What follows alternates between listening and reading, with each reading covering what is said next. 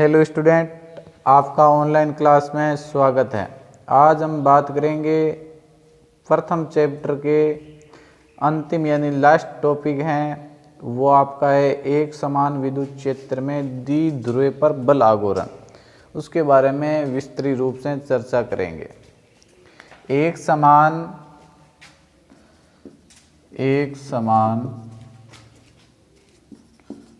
विद्युत क्षेत्र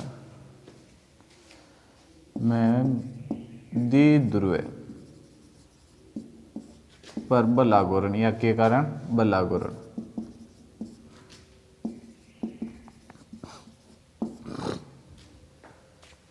हो गया, इनके बारे में बात करेंगे। तो सबसे पहले क्या है एक समान विद्युत क्षेत्र, तो एक समान विद्युत क्षेत्र बना दो।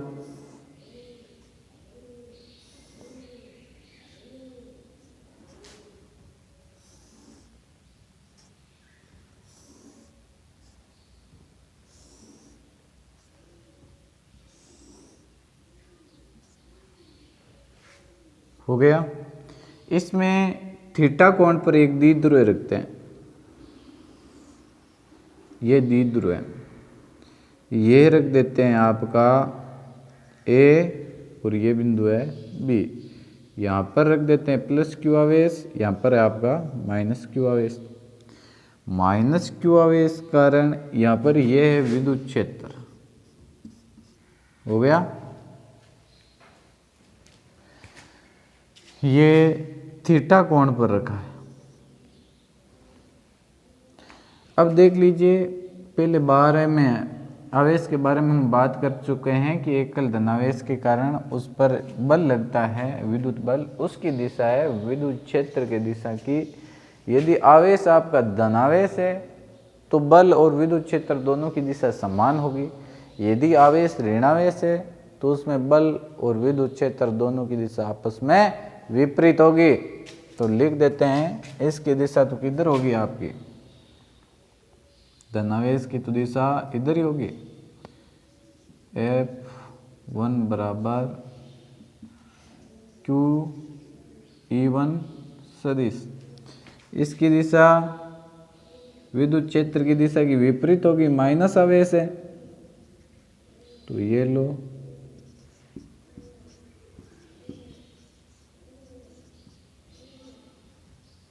F2 सदिश बराबर QE सदिश। हो गया। अब इसमें आपको बातचीत करनी है। इस चित्र को देखकर सबसे पहले इसकी परिभाषाएं लिखेंगे कि माना कि एक समान विद्युत क्षेत्र E है, उसमें AB ए क्या रखा है हमने, द्विध्रुव रखा है जो थीटा कोण पर रखा है, और प्लस क्यू आवेश के कारण उस पर बल लगा है, वो कितना है F1 है, और माइनस क्यू आवेश के कारण बल लगा है वो कौन सा है, F2 है। ये इनकी दूरी हो जाती है 2a। द्विध्रुव के बीच की, दो आवेश के बीच की दूरी 2a थी, और द्विध्रुव आघूर्ण है। द्विध्रुव आघूर्ण की मैंने, ये द्विध्रुव हैं तो इनकी द्विध्रुव आघूर्ण की दिशा होती है हमेशा के लिए, द्विध्रुव एक सदिश राशि है, सदिश राशि है तो इसकी दिशा होती है ऋण आवेश से धन आवेश की तरफ, तो इसकी दिशा हो जाएगी इधर की सदिश बराबर, इसकी दिशा भी इधर है। समझ गए। तो इस पर परिणामी बल कितना होगा, इस द्विध्रुव पर एक समान विद्युत क्षेत्र में द्विध्रुव पर परिणामी बल कितना होगा। देखिए, परिणामी बल याद करोगे F परिणामी, तो इनको जोड़ना पड़ेगा आपको, F1 और F2। हजारोपण में बात ये की थी। F1 का मान है QE1 और इसका है ये प्लस माइनस माइनस QE सदिश माइनस QE, तो बराबर कितना आ जाएगा, 0। तो क्या हुआ, एक समान विद्युत क्षेत्र में द्विध्रुव पर परिणामी बल है वो शून्य होता है, परिणामी बल शून्य होता है। समझ गए बात, क्योंकि दोनों बलों का जो परिमाण है वो तो समान है, केवल क्या है, दिशा विपरीत है। परिमाण तो समान है और दिशा विपरीत है, इसलिए दोनों को यदि टोटल जोड़ोगे तो दिशा विपरीत है, आपस में क्या हो जाएंगे, निरस्त हो जाएंगे। क्या हो जाएंगे, निरस्त। तो परिणामी बल कितना है, 0 न्यूटन है। अब बात करते हैं बल आघूर्ण की। दोनों की क्रिया रेखा, भाई ये आवेश है कहां पर स्थित है, इसके अनुदिश क्रिया कौन सी, रेखा कौन सी है, वो होती है क्रिया रेखा। जैसे इसके अनुदिश ये क्रिया रेखा, इस आवेश की ये क्रिया रेखा, समझे बात। ये दोनों सेरेंक नहीं है, यदि ये दोनों सेरेंक होती तो इस पर भी बल आघूर्ण कितना होता, आपका 0 होता, समझ गए। लेकिन ये दोनों सेरेंक नहीं है, दोनों अलग अलग हैं, इसलिए इस पर बल आघूर्ण कार्य करेगा। और बल आघूर्ण द्विध्रुव पर किस प्रकार कार्य करेगा, वो द्विध्रुव ये रखा हुआ है ना आपका, तो उसको काम ये करेगा कि उसको विद्युत क्षेत्र के समांतर लाने का कार्य करेगा। भाई विद्युत क्षेत्र है, जैसे इसकी दिशा ये ना थीटा, ऐसा है द्विध्रुव आपका, तो उसको ये काम करेगा, जैसे विद्युत क्षेत्र की दिशा इधर है तो ये काम करेगा इसको इधर लाने का। तो बल आघूर्ण यही कार्य करेगा इस पर। यदि ये इसके संपाती आ जाए विद्युत क्षेत्र के, तो ये देख लेना कि यहां बल आघूर्ण कार्य करना बंद कर देगा। तो इसका अर्थ है कब ज्यादा अधिक मात्रा में कब कार्य करेगा, जब लंबवत होगा। क्या होगा, लंबवत होगा। तो देखिए बल आघूर्ण का हम पढ़ते हैं सूत्र।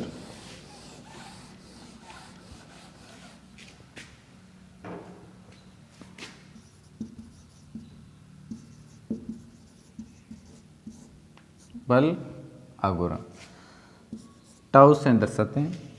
सूत्र हुआ, इस द्विध्रुव में किसी एक आवेश पर लगने वाला बल, कौन सा एक आवेश ले लेते हो आप, अच्छा लगे वो, तो आपको एक बल बताना पड़ेगा किसी एक आवेश के कारण। तो मैं लिख देता हूं, किसी एक आवेश पर बल इनटू दोनों आवेशों की जो क्रिया रेखा है उनके मध्य लंबवत दूरी, दोनों आवेशों की क्रिया रेखा है उनके बीच की लंबवत दूरी, दोनों आवेशों के मध्य क्रिया रेखाओं की, दोनों आवेशों के मध्य क्रिया रेखाओं की लंबवत दूरी, यानी ये दो क्रिया रेखा है ये इनके मध्य लंबवत दूरी ज्ञात करनी। अब ये मत सोच लेना कि लंबवत दूरी यह है, क्योंकि आपने देखा होगा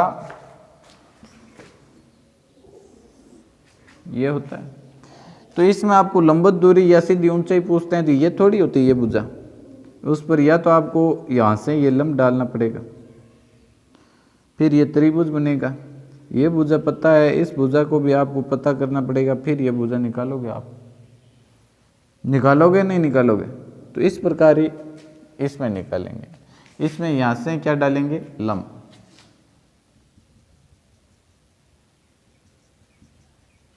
हो गया। बिंदु नाम दे देता हूं सी।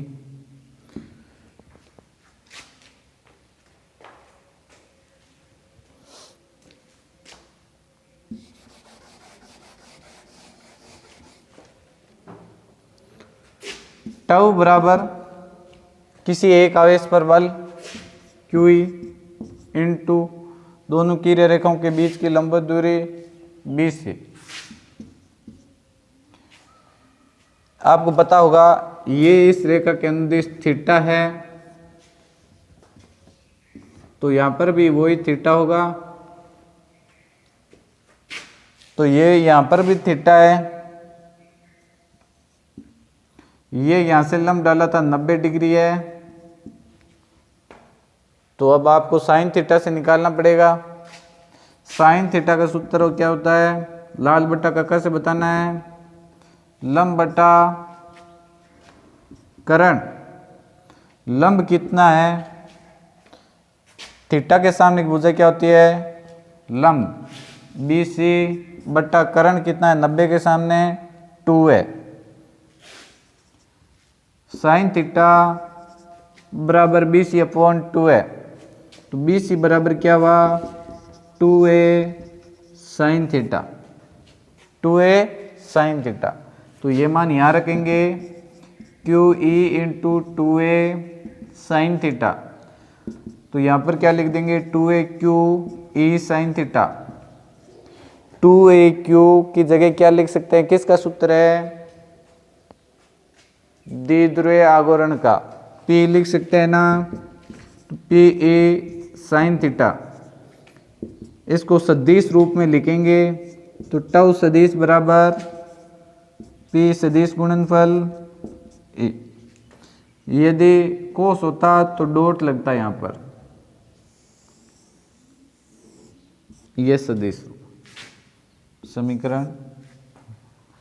हाँ, दोनों आवेशों की क्रिया रेखाएं या दोनों बलों की क्रिया रेखाएं आपस में सहरेख नहीं है, इस कारण वहां पर बल आघूर्ण कार्य करेगा और बल आघूर्ण द्विध्रुव को विद्युत क्षेत्र के संपाती लाने का कार्य करेगा।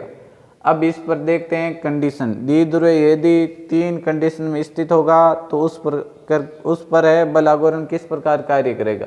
यानी द्विध्रुव लंबवत भी विद्युत क्षेत्र के रख सकते हैं, प्रति समांतर भी रख सकते हैं यानी विपरीत दिशा में रख सकते हैं, और विद्युत क्षेत्र के समांतर दिशा में भी रख सकते हैं।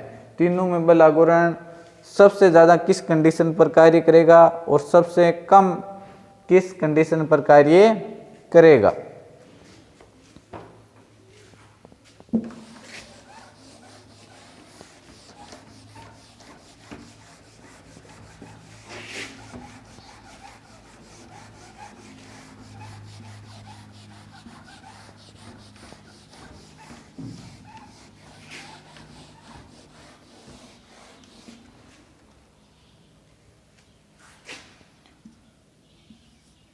इस स्पेशल कंडीशन में 1 नंबर कंडीशन लेता हूं, जब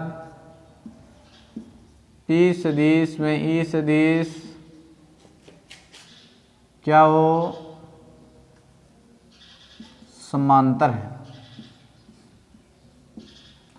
यानी साइन थीटा किन किन के मध्य का कोण है, ये थीटा, ये थीटा है, ये किन के मध्य का कोण है, ये E है, ये क्या है E, ये क्या है P, तो किसके मध्य का कोण है P व E के मध्य का।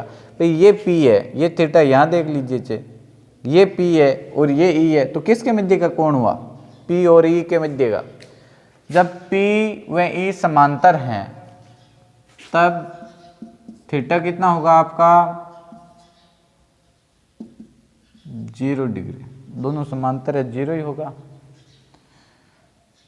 तो टाउ बराबर क्या हुआ PE साइन 0, साइन 0 का मान कितना होता है 0, टाउ बराबर क्या आया 0। इसका अर्थ क्या हुआ बल आघूर्ण द्विध्रुव पर कार्य नहीं करेगा, कब, जब द्विध्रुव आपका क्या हो विद्युत क्षेत्र के समांतर हो, उस समय बल आघूर्ण नहीं लगेगा, बल आघूर्ण नहीं लगेगा। यानी बल आघूर्ण कार्य द्विध्रुव को विद्युत क्षेत्र के समांतर लाने का। ये स्थायी अवस्था है, कैसी अवस्था है स्थायी।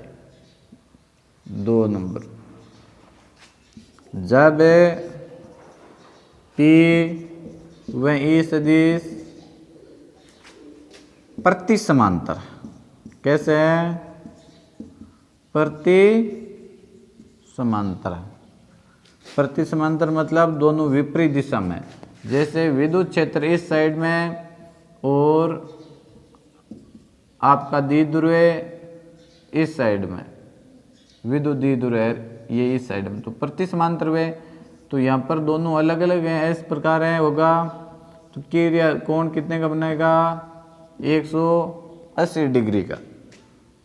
तब थीटा बराबर 180 डिग्री, तो टाउ बराबर क्या होगा PE साइन 180, साइन 180 का मान कितना होता है 0। ये भी अवस्था तो है लेकिन अस्थायी है, यानी थोड़ा इधर उधर होते ही ये घुमाने की कोशिश करेगा, स्थायी अवस्था नहीं है। 3 नंबर बात,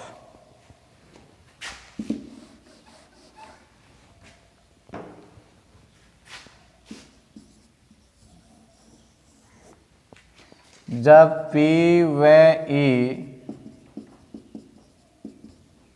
लंबवत हैं, लंबवत का अर्थ है ये विद्युत क्षेत्र इस साइड में है दिशा और ये द्विध्रुव इस साइड, समझ के बात, द्विध्रुव, तब थीटा कितना बनेगा 90 डिग्री, टाउ बराबर P साइन 90, साइन 90 का मान कितना होता है 1, टाउ मैक्सिमम। इस समय द्विध्रुव पर बल आघूर्ण सर्वाधिक मात्रा में कार्य करेगा, कब, जब द्विध्रुव आपका विद्युत क्षेत्र के लंबवत रखा हुआ हो। यह है सर्वाधिक अस्थायी अवस्था, सर्वाधिक अस्थायी अवस्था, सर्वाधिक अस्थायी अवस्था है। इस समय ये अवस्था बहुत कम टाइम में यहाँ रह पाती है क्योंकि बल आघूर्ण इसको इसके समांतर लेकर आ जाएगा।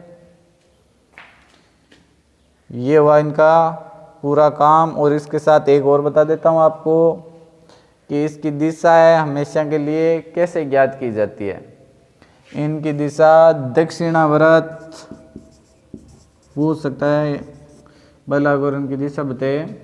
दक्षिणावर्त पेच नियम से इनकी दिशा बताई जाती है।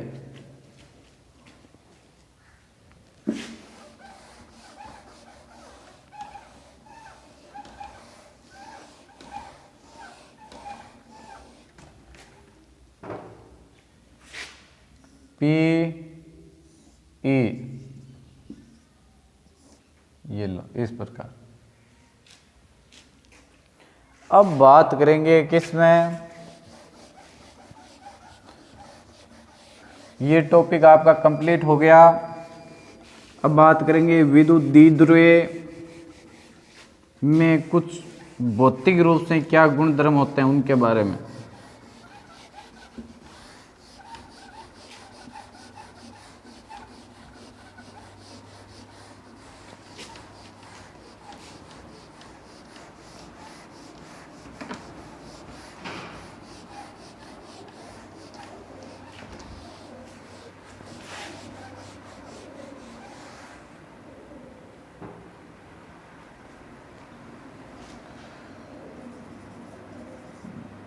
ध्रुवीय अणु और अध्रुवीय अणु के रूप में बात करेंगे। ध्रुवीय और अध्रुवीय के रूप। क्या होता है कि कभी कभार सामान्य अवस्था में कोई अणु होता है तो उस अणु में आयन तो हो गई, धनायन भी हो गए, ऋणायन भी हो गए। यदि धनायन और ऋणायन दोनों का प्रभावी केंद्र, दोनों का प्रभावी केंद्र भिन्न भिन्न है, कैसा है, भिन्न भिन्न है, यानी धनायन का अलग अलग है और ऋणायन का अलग है, समझ गए। दोनों का प्रभावी केंद्र क्या है, भिन्न भिन्न है। तो उस समय ये उस अणु को हम क्या कहते हैं, ध्रुवीय अणु कहते हैं। क्या कहते हैं, ध्रुवीय अणु कहते हैं। यानी ये धनायन और ये ऋणायन, इसमें केवल क्या होगा, प्रभावी केंद्र ही भिन्न भिन्न होगा। और जैसे ये एक अणु ले लिया, उसमें क्या है, धनायन है और ऋणायन है, दोनों आपस में क्या है, इन दोनों के केंद्र है वो क्या नहीं है, संपाती नहीं है, यानी दोनों का प्रभावी केंद्र अलग अलग है। और इस प्रकार के अणु को क्या कहते हैं, ध्रुवीय अणु कहते हैं। जैसे मैं बता देता हूँ आपको HCl में किसमें? HCl में। HCl में क्या है, यदि विद्युत अपघटित होता है तो इसका केंद्र H+ धनायन का अलग होगा और इसका ऋणायन यानी क्लोरीन का अलग होगा, दोनों का होगा नहीं होगा। तो इस प्रकार के अणु को क्या कह सकते हो आप? ध्रुवीय अणु। क्या कहोगे? ध्रुवीय अणु। यानी यदि किसी अणु में धनायन और ऋणायन दोनों का प्रभावी केंद्र है वो अलग अलग है, भिन्न भिन्न है, प्रभावी केंद्र भिन्न भिन्न है, इस प्रकार के अणु को क्या कहेंगे? ध्रुवीय अणु।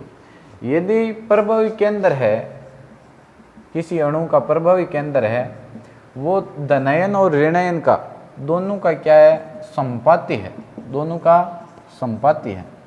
और ऐसे अणु होते हैं वो विद्युत उदासीन होते हैं। क्या होते हैं? विद्युत उदासीन होते हैं। और इस प्रकार के अणु को क्या कहते हैं? अध्रुवीय अणु कहते हैं। इस प्रकार के अणु को अध्रुवीय अणु कहते हैं। ये देख लीजिए, इसमें प्लस और माइनस, धनायन और ऋणायन दोनों का केंद्र क्या है? परस्पर एक जगह ही है, एक जगह ही है। तो ये दोनों क्या है? दोनों का केंद्र, जिन अणु का केंद्र क्या है? संपाती होता है और तथा विद्युत के उदासीन होते हैं, वो कैसे अणु होते हैं? अध्रुवीय अणु होते हैं। और जिनके प्रभावी केंद्र है वो भिन्न भिन्न होते हैं, जिनके प्रभावी केंद्र भिन्न भिन्न होते हैं, ऐसे अणु को क्या कहते हैं? ध्रुवीय अणु कहते हैं। समझ गए ना बात?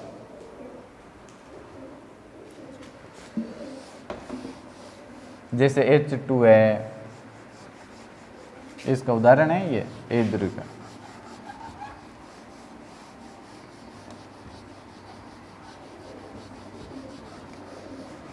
परमाणु होता है वो ध्रुवीय है या अध्रुवीय है?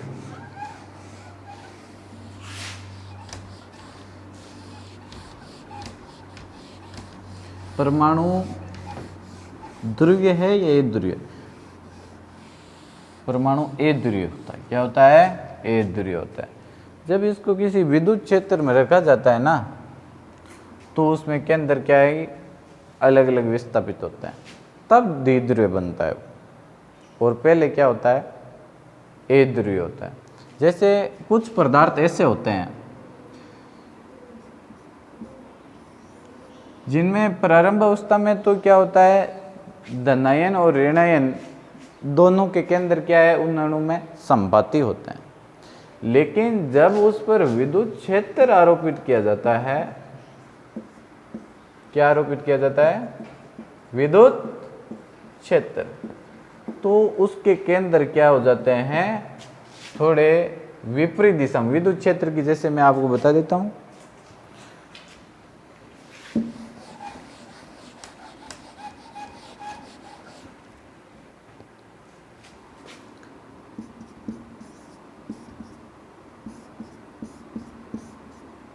ये विद्युत क्षेत्र इस पर आरोपित किया, तो विद्युत क्षेत्र आरोपित करते ही विद्युत क्षेत्र के विपरीत दिशा में धनायन और ऋणायन क्या हो जाते हैं? थोड़े विस्थापित हो जाते हैं, अल्प मात्रा। कितने? अल्प मात्रा, इतने से विस्थापित हो गए। और इन तो अल्प मात्रा में हुए तो बीच की दूरी हुई वो कितनी है? अल्प है ना, बीच की दूरी कितनी है? अल्प दूरी। अब आपको पता है कि दो आवेश हैं, दोनों विपरीत प्रकृति के हैं और बीच की दूरी है वो अल्प दूरी है, तो उस समय ये वो धनायन और ऋणायन किनका निर्माण करेगा? द्विध्रुवीय का। और इस प्रकार के अणु को हम कहते हैं प्रेरित विद्युत द्विध्रुव। प्रेरित विद्युत द्विध्रुव यानी ऐसे अणु ऐसे होते हैं जिनमें प्रारंभिक अवस्था में तो क्या है? प्रभावी रूप से धनायन और ऋणायन दोनों का केंद्र परस्पर संपाती होते हैं, एक के ऊपर एक। समझ गए? जब इस पर विद्युत क्षेत्र आरोपित करते हो तो दोनों केंद्र है या धनायन या ऋणायन है, ये अल्प मात्रा में आपस में क्या हो जाते हैं? विस्थापित हो जाते हैं अल्प दूरी पर। तो ये अणु किसका रूप बना लेता है? द्विध्रुवीय का। और इसे ही क्या कहते हैं? प्रेरित विद्युत द्विध्रुव कहते हैं, प्रेरित विद्युत द्विध्रुव कहते हैं। ये चैप्टर आपका कंप्लीट हो गया है। आज या कल में आपकी पीडीएफ पहले पार्ट की पूरी कंप्लीट आ जाएगी, उसको अच्छी तरह नोट्स बनाना। और कल बात करेंगे आपके किसकी, नंबरिकलों के बारे में, सारे जितने भी नंबरिकल है उनके बारे में बात करेंगे। मैं आवेशों के गुण धर्म के आधार पर नंबरिकल है 3, वो पहले करवा देता हूँ। कल करवाएंगे जो आवेशों के मध्य बल लगा था कूलाम बल, उसके आधार पर। फिर आगे करेंगे विद्युत क्षेत्र के आधार पर। मुख्य रूप से 3 प्रकार के आपके क्या है, 3 या 4 प्रकार के नंबरिकल मिलते हैं। तो आवेशों के गुण धर्म के आधार पर 3 नंबरिकल है, वो किस प्रकार आते हैं वो बता देते हैं।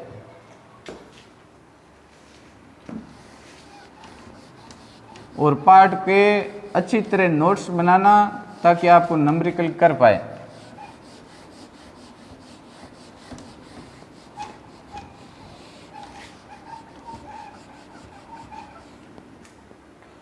क्वेश्चन नंबर 1,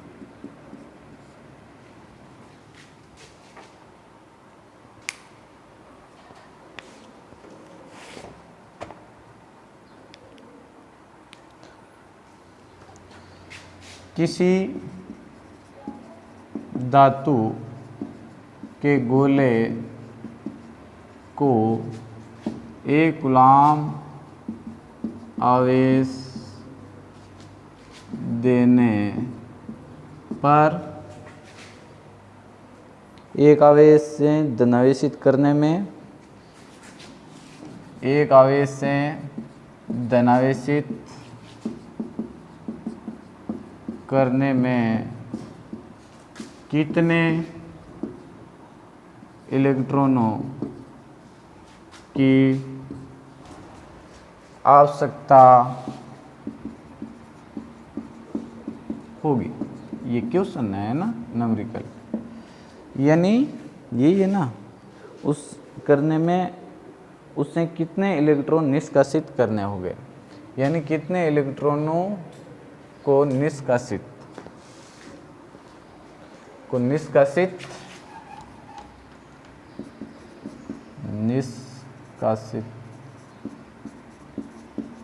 करने होंगे।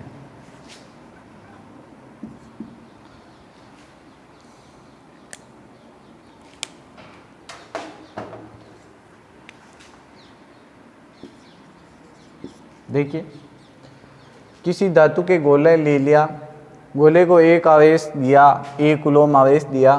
1 कूलम आवेश से आप क्या कर रहे हो, उसको धनावेशित कर रहे हो। तो धनावेशित करने से इलेक्ट्रॉन निकलेंगे, ये तो आपको श्योर पता है। तो वो कितने इलेक्ट्रॉन निकालोगे ताकि वो क्या हो जाए, आपके धनावेशित हो जाए, क्या हो जाए, धनावेशित हो जाए। तो आंसर देखिए आप, पहला कूलम आपको दिया गया है, जो दी गई राशि है वो सबसे पहले लिखोगे। दिया गया है 1 कूलम, यहाँ से कई को ये पता नहीं चलता है कि ये राशि दी गई, ये क्या दी गई है। तो आपके पीछे मात्रक देख लीजिए, मात्रक देखते ही आपको ऐसे कन्फर्म हो जाता है कि ये राशि उस राशि का मान है। तो कूलम है, कूलम किसका मात्रक है, आवेश का मात्रक है। तो Q बराबर क्या हो जाएगा, 1 कूलम हो गया। क्या हो गया, 1 कूलम। आगे देने से धनावेशित करने में कितने इलेक्ट्रॉनों, यानी किसकी संख्या पूछी है इन्होंने, इलेक्ट्रॉनों की, इलेक्ट्रॉनों की संख्या, इलेक्ट्रॉन की संख्या n, ये आपको क्या करनी है, ज्ञात करनी है। अच्छा, तो आपको Qn इनके मध्य कोई ऐसा संबंध ध्यान में है, ये क्या है, इलेक्ट्रॉनों की संख्या पूछिए। हाँ, ध्यान में है, कौन सा, Q बराबर n है, यानी आवेशों का क्वांटीकरण है। उसमें है ना, किसी वस्तु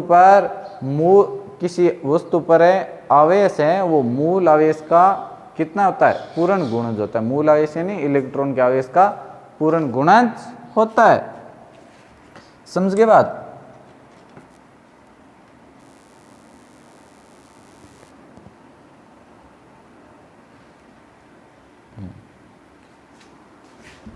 हाँ, तो हम जानते हैं Q बराबर एन ई। Q का मान कितना दे दिया, 1 कूलम। N आपको ज्ञात करना है। E क्या है, इलेक्ट्रॉन आवेश है। इलेक्ट्रॉन का आवेश कितना होता है, 1.6 × 10⁻19। अब N का क्या करोगे, भाग दोगे। N का मान निकालना है तो उस राशि जो गुणा में है वो इधर आएगी, किस में आएगी, भाग में आएगी। तो 1/1.6 × 10⁻19 बराबर N हुआ। तो इसमें देख लीजिए, इसको मैं क्या कर देता हूँ, इस राशि को 10 से गुणा कर देता हूँ।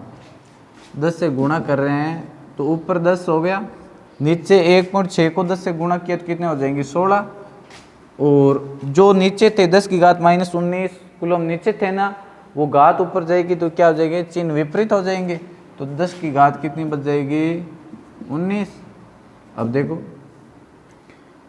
इसमें से एक इसके साथ और जोड़ देता हूँ तो ऐसा लिख सकता हूँ ना इसको, 10 × 10, 10 तो ये है और इसमें से 10 निकाल रहा हूँ, 10 की घात 19/16। ये आपस में 19 नहीं हो गए, ये कितने बचेंगे, एक निकाल लिया तो 18 बचेगा। तो ये कितने हो जाएंगे, 100 × 10 की घात 18/16।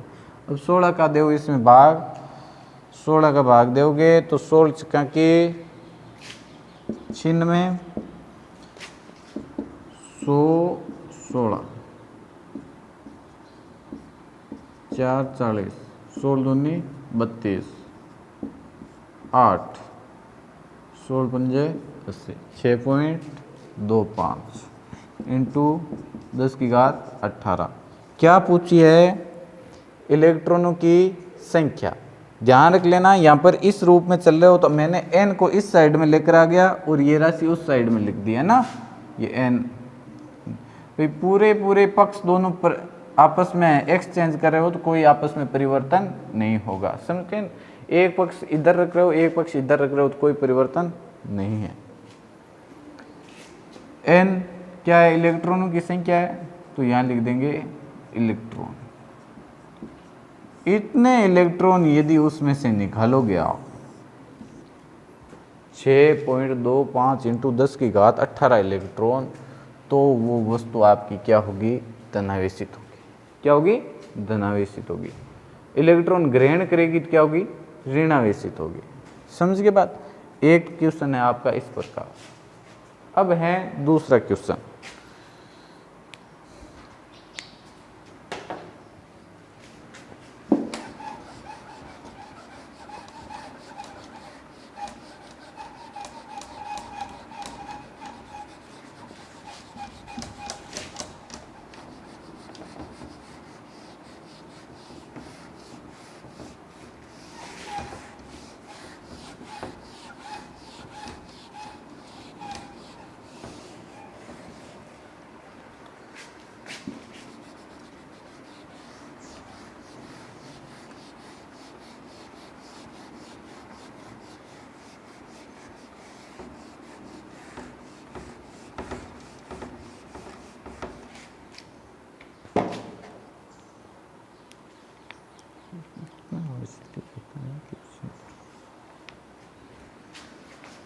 क्वेश्चन नंबर है 2।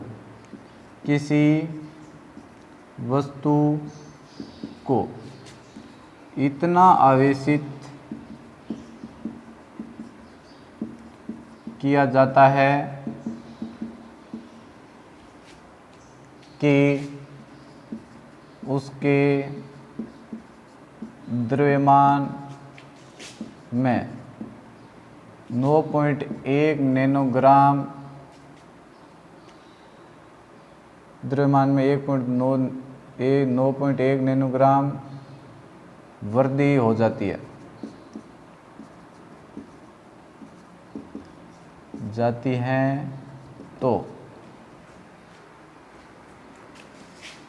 तो यह तब, क्या क्वेश्चन आया आपका,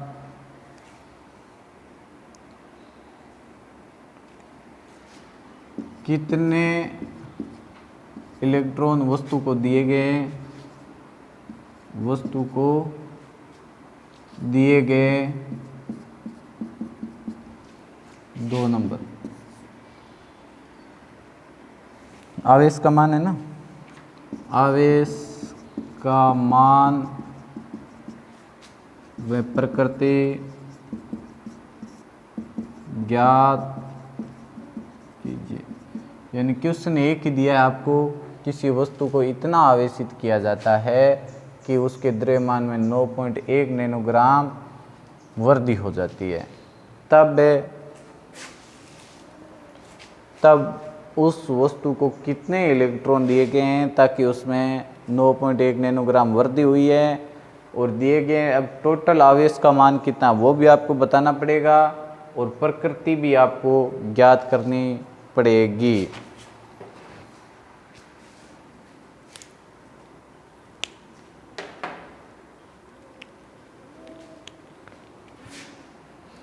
आंसर पहला, देखिए किसी वस्तु को इतना आवेशित किया जाता है कि उसके द्रव्यमान में 9.1 नैनोग्राम वृद्धि हो जाती है। तो ध्यान रख लेना, इसका अर्थ क्या हुआ, द्रव्यमान परिवर्तित हुआ है m,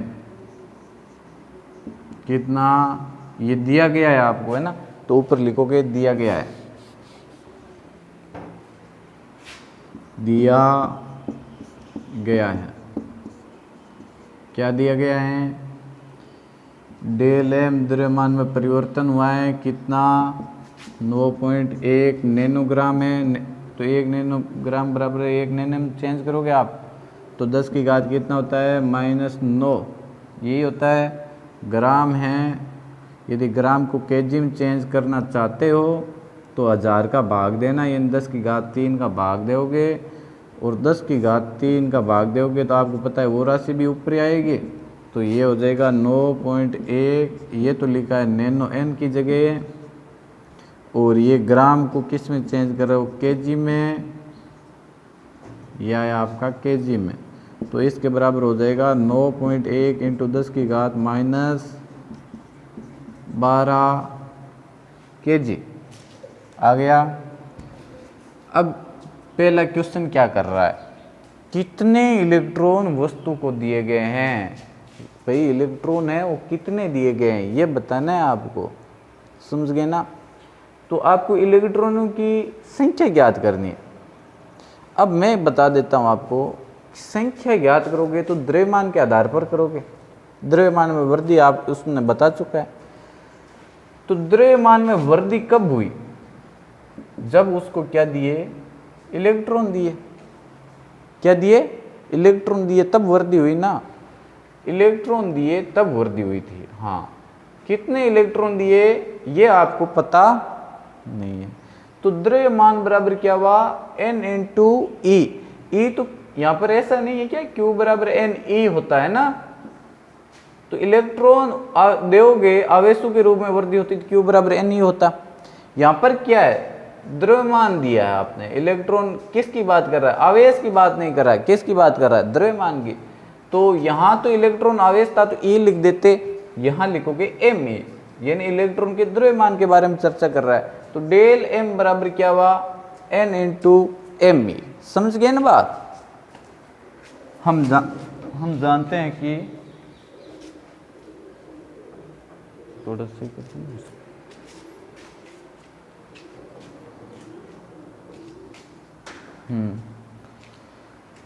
हम जानते हैं कि डेल M बराबर NME। Q बराबर N नहीं जानते हो, ये आवेशित करने के लिए ये द्रव्यमान के बारे में बात करेगा। तो N सेम टू सेम, यहाँ डेल M वृद्धि और ME ये इलेक्ट्रॉन आवेशित कर रहे हो, और ये द्रव्यमान में तो ME आ जाएगा, ME, यानी ME क्या है, ये इलेक्ट्रॉन का क्या है, द्रव्यमान है। यहाँ पर इलेक्ट्रॉन का उसमें क्या लिख रहे थे, आवेशित करने के लिए आवेश। डेल मान कितना दिया गया है, 9.1 इंटू 10 की घात -12 n इंटू इलेक्ट्रॉन का द्रव्यमान कितना होता है? इलेक्ट्रॉन का द्रव्यमान होता है 9.1 इंटू 10 की घात -31 kg। हो गया। अब इसको भी kg में हमने चेंज कर लिया ना। हाँ, अब इसका क्या देंगे, इसमें भाग देंगे तो क्या आ जाएगा? इलेक्ट्रॉनों की संख्या आ जाएगी। तो 9.1 इंटू 10 की घात -12 वट्टा 9.1 इंटू 10 की घात -31 बराबर n।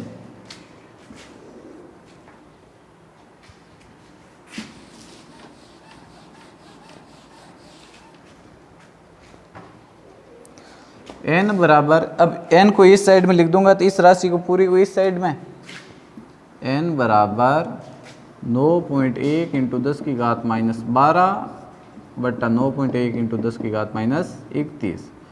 मात्रक समान है, 9.1 से 9.1 कैंसिल, ये ऊपर जाएंगे तो 10 की घात 31 इंटू 10 की घात -12। आधार इनका क्या है? समान है। 10 की घात 31 -12 और 31 में से 12 निकाल दोगे तो आपके कितने बचेंगे? 10 की घात 19।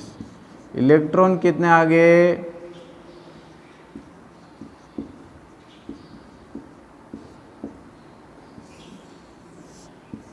10 की घात 19 इलेक्ट्रॉन।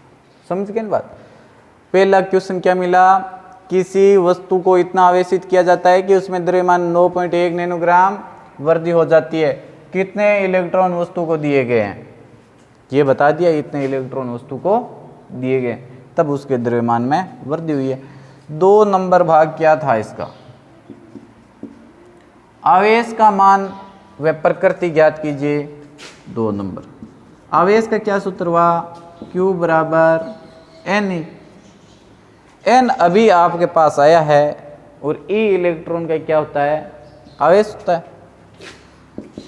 10 की घात 19 इंटू 1.6 इंटू 10 की घात कितना होता है? -19 कूलम। तो 1.6 है तो ये क्या हो जाएगा? ये दोनों आपस में 10 की घात 19, इसको ऐसे लिख सकता हूँ ना, 1.6 इंटू 10 की घात 19 -19 होगा। दोनों जोड़ होनी चाहिए, घातांकों आधार समान है, घातांकों को क्या होगा? योग। तो इसकी घात 10 की घात कितनी हो जाएगी? 0, और किसी की घात 0 हो जाती है, उस राशि का मान कितना होता है? 1। तो इसका आ जाएगा 1.6 कूलम। कितना आ जाएगा? 1.6 कूलम। ये तो आवेश का मान क्या है। अब प्रकृति ज्ञात कीजिए। प्रकृति, इलेक्ट्रॉन वस्तु को दिए गए। इलेक्ट्रॉन किसको दिए गए? वस्तु को। तो वस्तु को इलेक्ट्रॉन देते हैं तो वो ऋणात्मक होती है या धनात्मक होती है? ऋणात्मक होती है। क्या होती है? ऋणात्मक। प्रकृति क्या हो जाएगी? ऋणात्मक। ये लास्ट में लाइन लिखनी है। अतः इसकी वस्तु को इलेक्ट्रॉन दिए गए हैं तो वस्तु क्या हो जाएगी? ऋणावेशित होगी। समझ गए बात? ये हुआ 2 क्वेश्चन कंप्लीट। अब करते हैं तीसरा क्वेश्चन।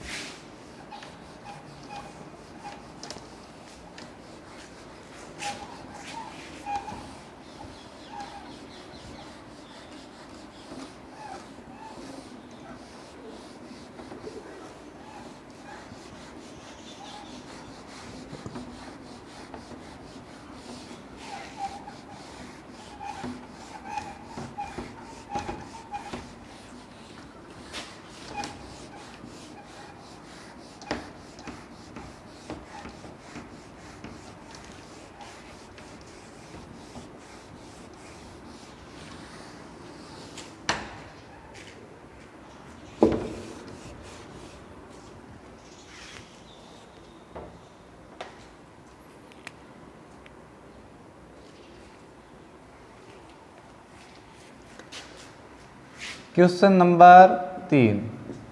1 कप जल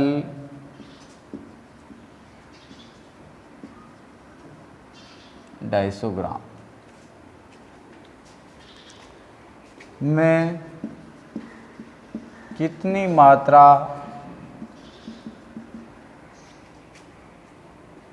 में धन व ऋण आवेश उपस्थित हैं।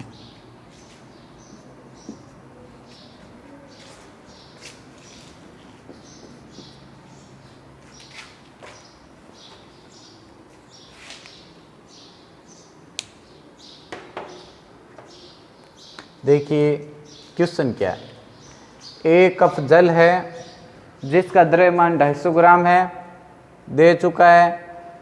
मैं कितनी मात्रा में धन व ऋण आवेश है, कितनी मात्रा में धन और ऋण आवेश है। तो आपको हल क्या ज्ञात करना है, आवेश का मान निकालना है। आवेश का मान कैसे निकालोगे, Q बराबर क्या होता है, NE होता है। क्या होता है, NE। आपको n का पता ही नहीं है तो कैसे निकालोगे। तो सबसे पहले आपको क्या ज्ञात करना पड़ेगा, n ज्ञात करना पड़ेगा। समझ गए ना बात। n कैसे ज्ञात करेंगे, n कैसे ज्ञात करेंगे, n ज्ञात करनी है, E पता है, n ज्ञात करना है।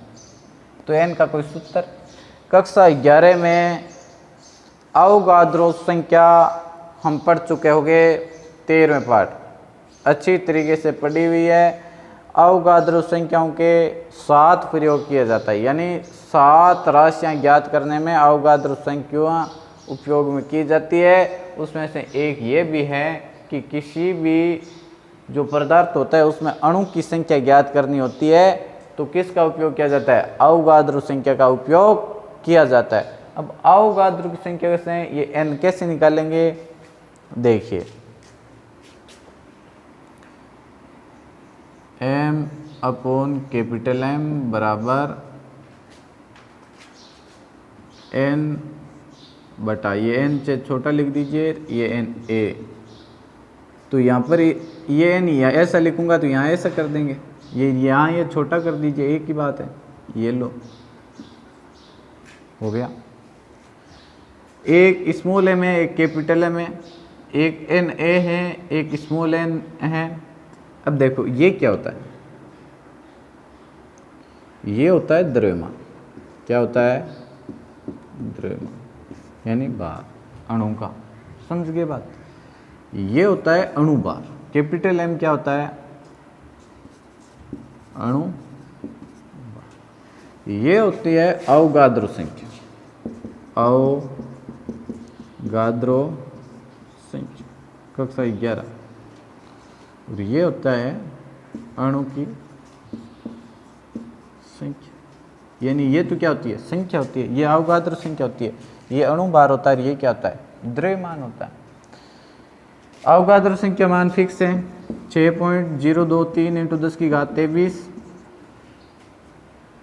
अणु की संख्या आपको ज्ञात करनी है। अणु भार आपको जो पदार्थ दिया गया है क्या है, जल है। द्रव्यमान जल का आपको दे चुका है, ना, कितना ग्राम है, 250 ग्राम है ना। तो अब अणु भार निकालना है। क्या निकालना है, अणु भार। अणु भार कैसे निकालोगे, अणु भार कैसे निकालोगे, अणु भार इस प्रकार निकालेंगे, H2O जल का सूत्र हुआ। हाइड्रोजन का परमाणु जो द्रव्यमान होता है ऐसे लिखते हैं ना, 1H1। ये परमाणु क्रमांक होता है, ये क्या होता है, द्रव्यमान होता है। समझ गए बात। और ये परमाणु क्रमांक होता है किसके बराबर होता है, प्रोटॉनों की संख्या बराबर। और एक पदार्थ होता है जिसमें प्रोटॉनों और इलेक्ट्रॉनों की संख्या क्या होती है, बराबर होती है सामान्य अवस्था में। तो ये द्रव्यमान कितना हुआ, 1। इसकी जगह हाइड्रोजन कितने हैं, 2 × 1 प्लस O 8 O 16 होता है। द्रव्यमान कितना हुआ, 16 इंटू कितना है अणु, 1। टोटल कितने हुए, 18। ये क्या हुआ, अणु भार। क्या हुआ, अणु भार। ये है द्रव्यमान, इस प्रकार आता है अणु भार। ये अवोगाद्रो की संख्या आपको पता है, अणु की संख्या ज्ञात करनी है आपको। तो देखिए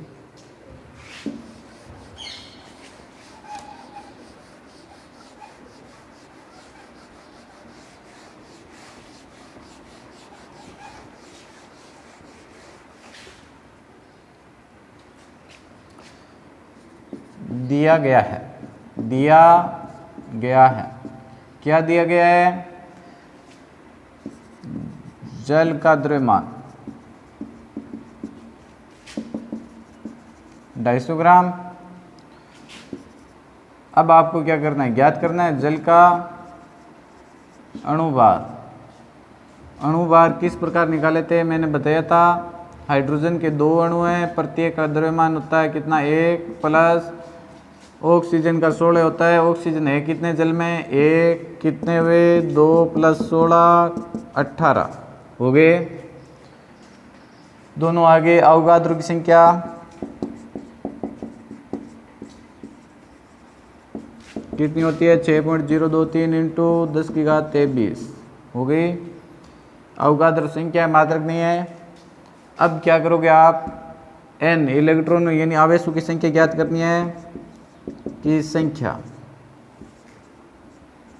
यानी अणु की संख्या ज्ञात करनी है आपको। सबसे पहले अणु बताना चाहिए, तो कितने हैं पता नहीं है, हम जानते हैं, चूंकि हम जानते हैं, ये लो जानते हो तो इसका लिख देता हूं मैं n/Na बराबर M/M।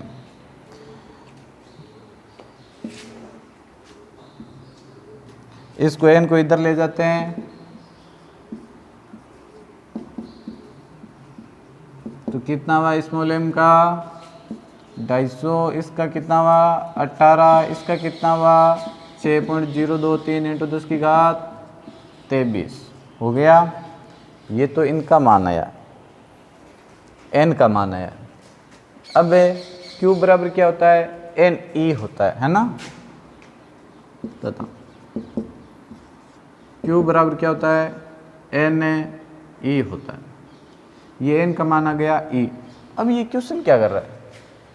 ये सीधे यदि आपको इलेक्ट्रॉनों के बारे में पूछता कि आवेश किस प्रकार है, में कितनी मात्रा में धन और ऋण आवेश है, यानी प्रोटॉन कितने हैं और इलेक्ट्रॉन कितने हैं, ये बात पूछ रहा है। अच्छा, तो आपको पता है H2 है, क्या है? H2 है। 1H1 होता है 8 और 16 के रूप में देखते हो, तो ये कितने? 2 है। इसका परमाणु क्रमांक है वो एक क्या है? परमाणु क्रमांक किसके बराबर होता है? प्रोटॉन के बराबर होता है। और सामान्य अवस्था में प्रोटॉनों और इलेक्ट्रॉनों की संख्या क्या होती है? बराबर। तो ये कितने हैं? 2 है ना, इस प्रकार 1H1 1H1 है ना। तो 2 इलेक्ट्रॉन ये हो जाएंगे, 8 ये हो जाएंगे, टोटल कितने हो गए? 10 हो गए, नहीं हो गए? फिर 8 प्रोटॉन है तो 8 इसमें क्या होगा? इलेक्ट्रॉन होगा। ये 8 क्या है? परमाणु क्रमांक है। परमाणु क्रमांक किसके बराबर होता है? प्रोटॉन की संख्या बराबर। तो इसमें 10 ही इलेक्ट्रॉनों की संख्या है और 10 ही प्रोटॉनों की संख्या है। तो इसमें से आपको दोनों के मान क्या आएंगे? समान आएंगे, चाहे धन ले लीजिए चाहे ऋण ले लीजिए। तो इलेक्ट्रॉन कितने हैं? 10। n × 10 इलेक्ट्रॉन, यानी ये हमको इस प्रकार पूछ रहा है धन और ऋण आवेश कितने। नहीं तो इसको इस रूप में लिखने की कोई जरूरत नहीं थी, आपको सीधा लिख देते। अब n 250 18 6.023 × 10⁻23 × 10 और इलेक्ट्रॉन का आवेश कितना होता है? 1.6 × 10⁻−19। इसको क्या करना है? हल करना है। 10 और 1.6 को करोगे तो 16 हो जाएंगे। तो 250 × 6.023 और 16/18 और ये 10 की घातें क्या हो जाएगी? 10⁻23 समान आधार है -19 हो गया। तो 250 6.023 × 16 × 10⁻4/18। अब आप इसको हल करोगे तो आपकी क्या आ जाएगी? आंसर आ जाएंगे पूरे नंबरिकल के। समझ गए ना बात? पूरे आंसर। यदि आंसर नहीं आते हैं तो कमेंट में बता देना और कल बता दूंगा आपको। समझ गए? ओके।